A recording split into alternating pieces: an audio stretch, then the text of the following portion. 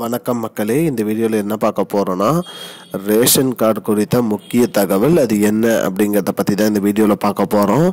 நம்ம சேனலுக்கு யாராவது புதுசாக வந்தீங்கன்னா மறக்காமல் நம்ம சேனலை சப்ஸ்கிரைப் பண்ணி பக்கத்தில் இருக்கிற பெல் ஐக்கானை கிளிக் பண்ணி வச்சுக்கோங்க.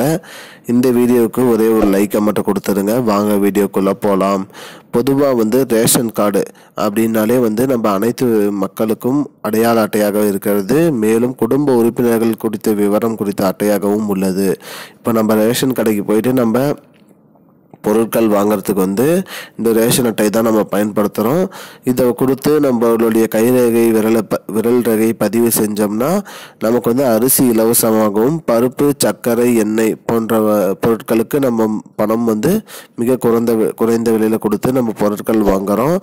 அது மட்டும் இல்லாமல் ரேஷன் கார்டு வைத்து தான் நமக்கு அனைத்துமே பிரிக்கிறாங்க. நம்மளோட இது மகளிர் உரிமை தொகையும் நமக்கு கிடைக்குமா இல்லையாங்கிறதுலாம் ரேஷன் கார்டு வச்சு தான் பிரிக்கிறாங்க.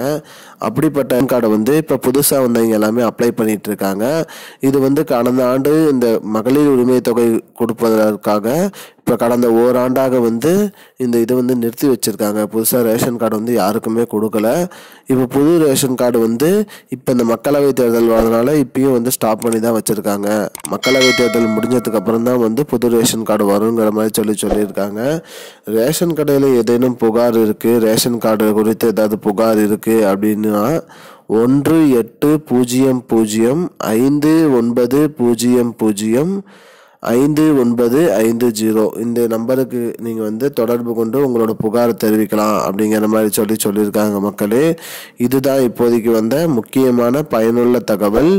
இது போன்ற பயனுள்ள தகவலை தெரிஞ்சுக்கொள்ள நம்முடைய சேனலை மறக்காமல் சப்ஸ்கிரைப் பண்ணி வச்சுக்கோங்க. இந்த வீடியோவை அனைவருக்கும் ஷேர் பண்ணுங்க. நன்றி. I don't understand your jokes, man. Because it's not a joke. முன்ன பின்ன தெரியாத ஒரு பையனுக்காக விடுற அந்த மனசு இருக்க, அதான் கடவுள்.